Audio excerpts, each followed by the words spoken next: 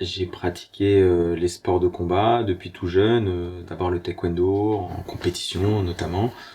Ensuite j'ai pratiqué une variété de sports de combat. J'ai fait de la boxe française, j'ai fait un peu de judo, j'ai fait du grappling et j'ai fait du MMA. Je suis arrivé sur le MMA et puis je suis monté jusqu'à la place de troisième au championnat du monde de MMA amateur. Bonjour, je m'appelle Nicolas Hodge, j'ai 32 ans, je suis préparateur physique, entraîneur et nutritionniste, spécialisé dans les sports de combat. Yeah, yeah. J'ai suivi un master en sciences et techniques des activités physiques et sportives.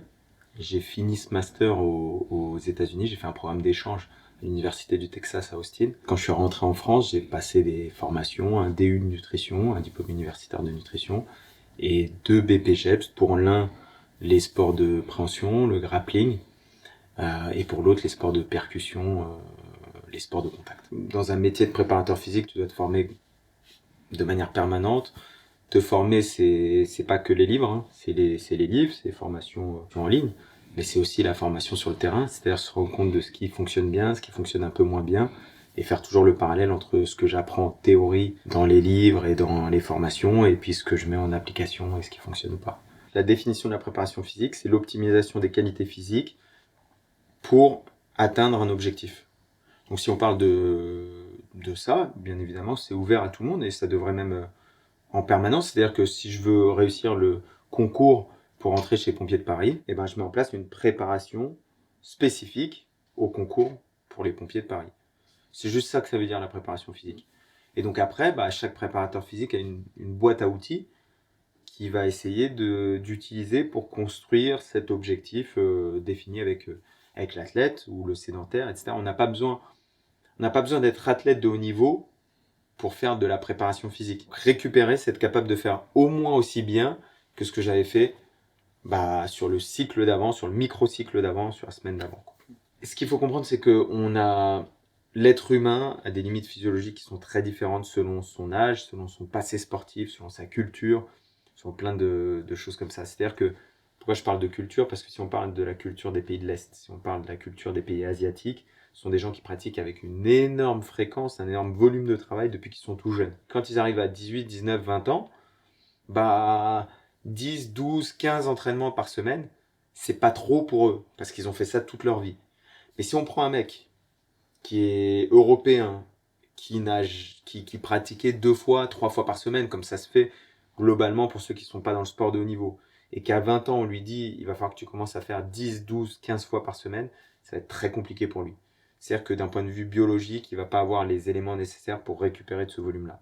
Donc on a tous ce qu'on appelle maximum recovery volume, le volume maximum auquel je peux récupérer. On a tous un volume maximum qui peut augmenter avec l'entraînement, même qui augmente avec l'entraînement, mais dépasser ce volume d'entraînement, c'est faire du volume dont je ne peux pas récupérer. Donc c'est progressivement aller vers la blessure, etc. La place de nutrition, elle est très importante. C'est-à-dire qu'on a en tout premier l'évaluation de la charge de travail. Toi, tu peux récupérer de ça, mais moi je mets une charge de travail qui est là. Bon, toi, tu peux récupérer de 3 séances dans la semaine. Si je te mets 5 séances, c'est trop. Tu peux pas récupérer de ça.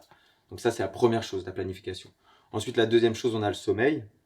Parce que dès qu'il y a une diminution de sommeil, il y a une diminution de la récupération, des performances, etc. Même cognitive. Et ensuite, en troisième, on a la nutrition. Si je mange pas assez, j'ai même pas l'énergie pour récupérer. C'est-à-dire que le corps, simplement, il a la première chose, en termes de nutrition, il va donner l'énergie à ce qu'on appelle le métabolisme de base. Donc la respiration, le fonctionnement du cerveau, le fonctionnement des organes. Deuxième chose, je suis en train de bouger mes mains, ou je suis debout, je suis en train de me déplacer. Tous les mouvements que je fais, il va distribuer l'énergie pour ces mouvements. Et puis, s'il reste de l'énergie, il va utiliser cette énergie pour reconstruire des choses. Donc, si j'ai endommagé mes tissus parce que j'ai fait de la boxe, parce que j'ai fait de la musculation, parce que j'ai fait autre chose, il va réparer ces tissus avec l'énergie qui reste. Mais si j'ai pas assez mangé, il a utilisé l'énergie pour le métabolisme de base, il a utilisé une certaine quantité d'énergie pour les déplacements, les mouvements que j'ai faits, il lui reste plus d'énergie, il n'y a pas de reconstruction. Donc je suis venu sur un chantier, je veux construire une nouvelle maison, j'ai détruit l'ancienne maison, mais il n'y a plus de parpaings. Donc il n'y a pas de reconstruction. Si j'envoie les parpaings, les ouvriers sont là, ils peuvent reconstruire une nouvelle maison. Ça, c'est le but.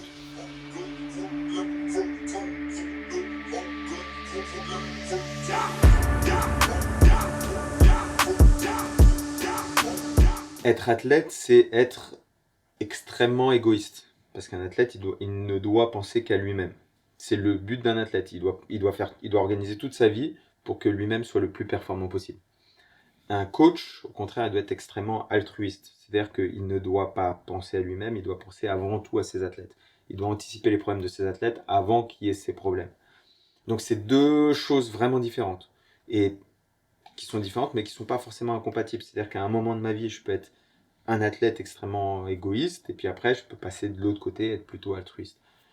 Moi, clairement, le passage d'athlète à coach, il s'est fait progressivement, parce que même quand j'étais athlète, j'étais déjà en formation pour devenir coach.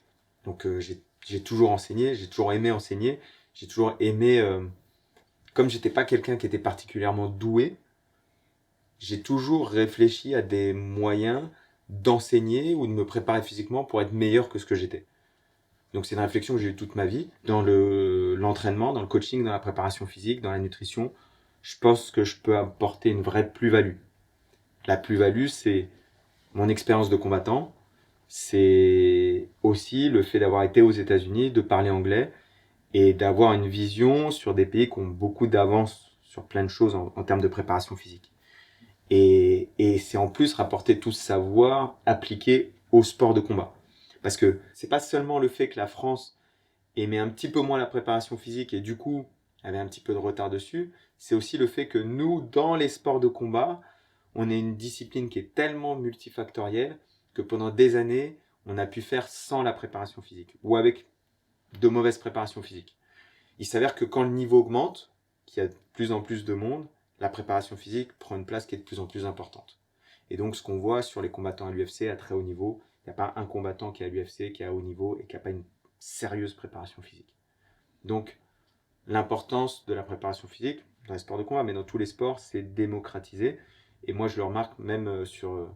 Je suis arrivé au Krebs, j'ai commencé la préparation physique au Krebs, à être préparateur physique, en 2015. Donc on peut se dire 2015, c'est hier, quoi, en fait. C'était à 6 ans. Et ben en 2015, quand je suis arrivé au Krebs, en termes d'équipement, en termes d'ouverture d'esprit par rapport à des mouvements comme le squat, on était bien en arrière de ce qu'on est aujourd'hui. C'est-à-dire qu'en 6 ans, j'ai vu une évolution énorme. En 2015, on était encore sur des entraîneurs qui disent « je ne veux pas que mes athlètes fassent du squat ». Et quand tu avais cette discussion avec eux, pourquoi pas de squat? Ça allait plus loin que j'ai peur qu'ils se blessent. Ça allait, s'ils font du squat et qu'ils se blessent en compétition, on va leur demander ce qu'ils ont fait à l'entraînement. Et quand je vais dire qu'à l'entraînement, je leur ai fait faire du squat, c'est ma place qui va être en péril. Et donc, on était encore sur des choses comme ça. Aujourd'hui, tout le monde squatte sérieusement. Tout le monde fait des mouvements athlétiques sérieux. On a des trap bars, on a des pistes, on a du ski erg, on a du rameur. On a une vraie salle de préparation physique et pas une salle de musculation. Mon exercice de préparation physique préféré, on est dans un gros duel entre le squat, le soulevé de terre et l'épaulé. On est dans un gros duel entre les trois qui développent pas la même chose. Le soulevé de terre, c'est un mouvement très lent, donc on est sur de la force max qui inclut énormément d'unités motrices, énormément de muscles dans tout le corps, mais qui est un mouvement assez lent, qui n'est pas forcément le mouvement idéal pour développer, mais qui est un bon mouvement pour tester. On a le squat qui est un super mouvement pour développer, c'est-à-dire que globalement 90% des gens, tu les prends, tu les mets sur une barre de squat, tu leur fais faire ça pendant 6 mois, 1 an, tu leur fais monter le squat, tu leur fais doubler leur squat, au bout de 6 mois, 1 an, ils sont meilleurs dans quasiment tous les sports qui existent. Donc c'est un mouvement de développement qui est incroyable. Et puis après, l'épaulé, c'est un super mouvement de développement de la puissance. C'est comment je peux exprimer un maximum de force en très peu de temps pour faire en sorte que la barre elle monte très vite. Donc 3 mouvements qui sont plutôt axés sur les membres infs, sur les jambes, avec des vitesses qui sont différentes et donc des adaptations qui sont différentes. Un exercice que je déteste tout ce qui est mettre les pieds sur une piste d'athlétisme et de courir très vite, pas forcément pendant très longtemps, parce que je suis pas mal Sur une course de 10 minutes, sur des choses comme ça, je suis pas mal. Mais si tu me fais courir un 400 mètres et puis on prend 3 minutes de repos, on repart sur un 400 mètres à fond, c'est l'horreur. J'ai des très mauvais souvenirs de ces séances-là.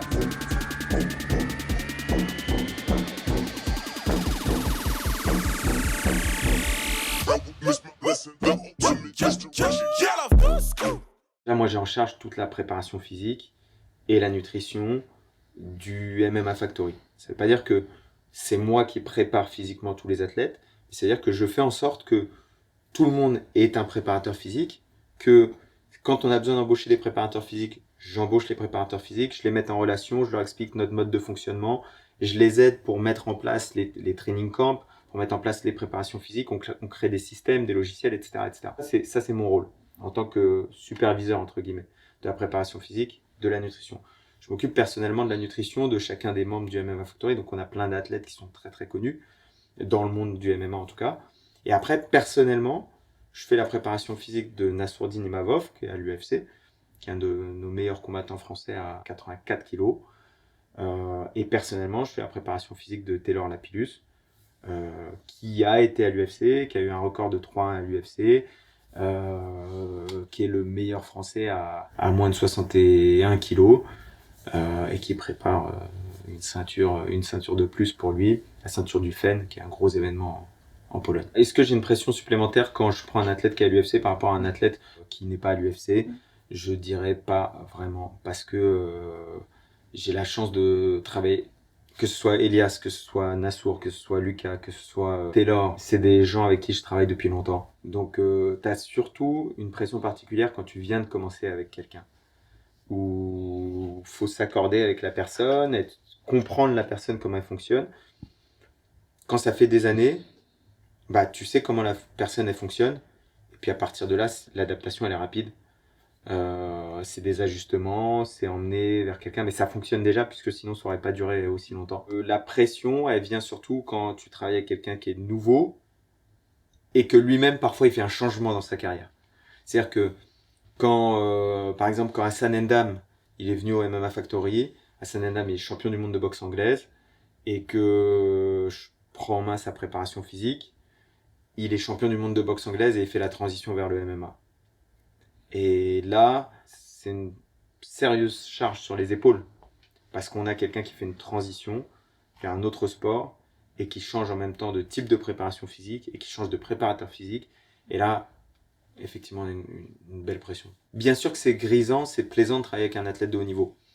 Mais ça peut être extrêmement grisant de travailler avec un sédentaire qui se met au sport, mais qui a un objectif, qui est déterminé par rapport à son objectif, et sur lequel tu vas avoir une énorme évolution. C'est ça qui est grisant, c'est de se dire, ce mec-là, je l'ai pris, il savait pas squatter, il savait pas, Alexis, un de mes clients, il savait pas squatter, il savait pas se faire du soulevé de terre, etc.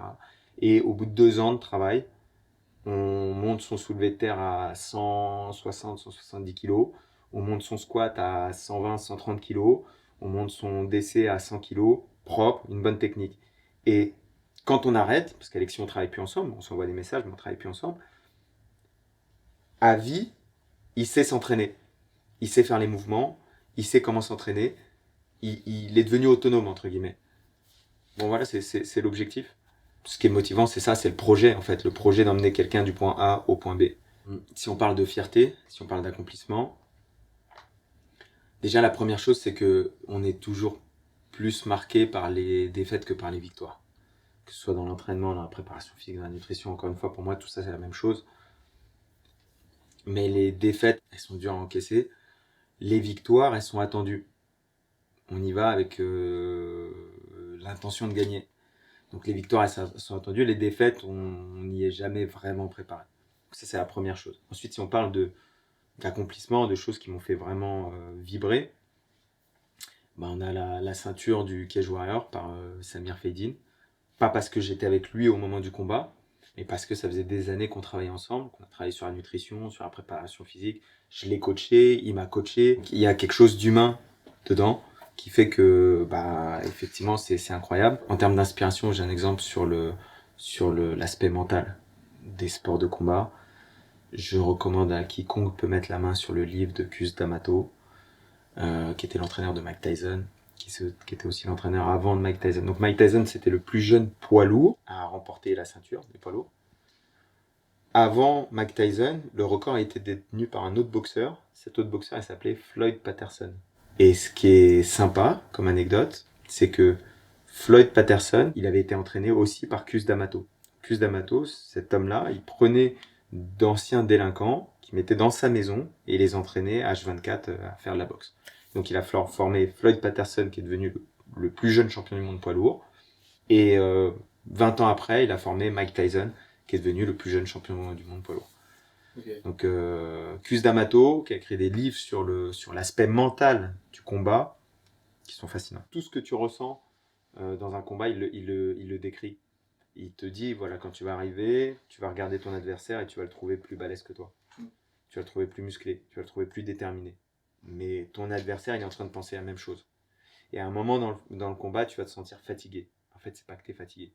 C'est que tu as envie d'abandonner, mais tu peux pas dire que j'abandonne. Parce que si tu abandonnes, tu es un lâche. Donc tu peux pas abandonner. Donc tu n'abandonnes pas, mais tu es fatigué. La fatigue te fait abandonner.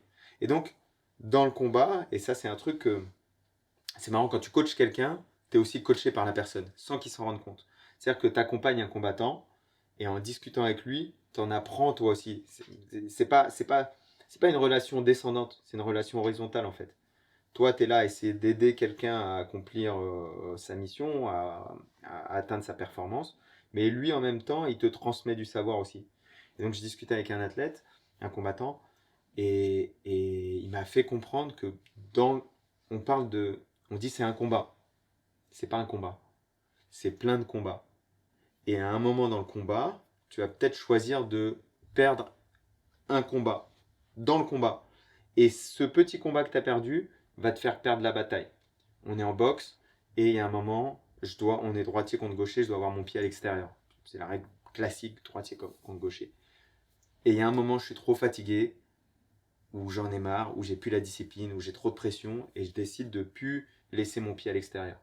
Je suis en train de perdre un combat qui va me faire perdre la bataille. Le spectateur, lui, ce qu'il va voir, c'est que j'ai pris ton bras arrière et j'ai perdu suite à ça. Mais la réalité de ce qui s'est passé, c'est qu'avant que je prenne le bras arrière, j'ai laissé le pied à l'extérieur. Et c'est à ce moment-là que j'ai perdu la bataille. Donc c'est marrant.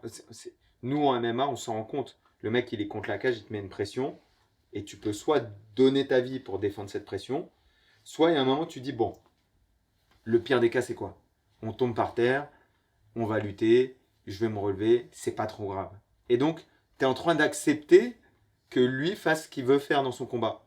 Et en fait, tu es déjà en train de perdre. C'est-à-dire que quand Conor, il accepte que Khabib le mette au sol, et puis ensuite, il l'accepte, si tu regardes le combat, il se tourne, il donne le dos. L'étranglement, ce n'est que la conclusion de tout ça. Le combat était déjà perdu quand il a tourné le dos. Le combat était déjà perdu, peut-être même quand il a accepté le sol. Donc, c'est marrant de revenir en arrière et de dire, ok, à quel moment vraiment le combat il s'est décidé? Pas au moment spectaculaire que tout le monde a vu, le KO ou la soumission, etc. À quel moment la personne a décidé que je vais plus me battre pour ça, j'ai plus envie. J'aime beaucoup Better Every Day. J'aime beaucoup ça. Après, je suis très citation, donc j'en ai plein. Better Every Day, je trouve que c'est bien. J'aime bien Good is Good Enough. L'idée de Good is Good Enough, on dirait en français, on dirait le mieux est l'ennemi du bien. C'est que j'ai pas besoin d'être le meilleur du monde pour commencer quelque chose. Je commence aujourd'hui, et parce que j'ai commencé, je m'améliore, et du coup, je deviens meilleur avec le temps. Mais si je suis dans cet esprit de j'attends d'être le meilleur pour me lancer, si vous attendez d'être les meilleurs podcasteurs ou les meilleurs intervieweurs pour vous lancer, bah peut-être que vous faites jamais la première interview. Donc, il y a un moment où je dis, ok, j'ai un petit peu de matériel, comment je peux faire pour commencer quelque chose? Et quand j'ai commencé, bah, au fur et à mesure du temps, j'améliore. Mais s'il n'y a pas un moment où je me dis, j'y vais, je fais jamais rien et j'avance pas. Donc voilà, good is good enough. C'est-à-dire que j'ai un produit qui est pas mal. C'est le cas du programme transformation. Un programme, en réalité, si tu mets pas une date de sortie, tu le sors jamais. Parce que tu as toujours des choses que tu veux rajouter. Non, moi je veux mettre la photo comme ça, je veux mettre le truc. Non, je veux mettre la vidéo qui soit... Et donc tu n'en finis jamais. Si dans ta tête tu dis, ok, je sors dans 2 semaines le programme. Quoi qu'il arrive, j'ai annoncé le truc sur Facebook, je dois le sortir. Là tu sors le programme.